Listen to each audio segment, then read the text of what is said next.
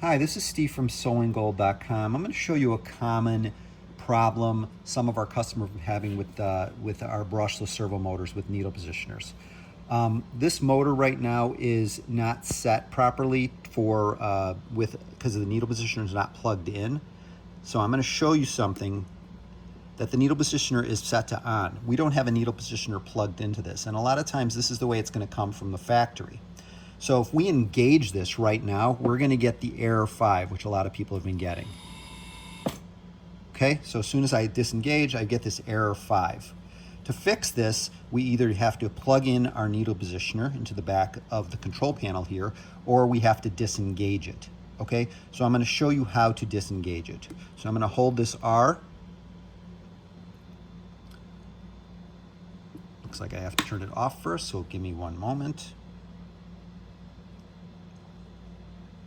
And it takes a little while for all the power to go out of it, so give me 1 second. As soon as it's done, I'm going to turn it back on, and then the error will go away. Okay, so now this does not have a needle positioner, so I want to disengage the needle positioner. I'm holding this R button down. I release, I hit U1, and then I want to turn it off. Once I turn it off, we're fine, and then I'm going to show you that we're not going to get an error.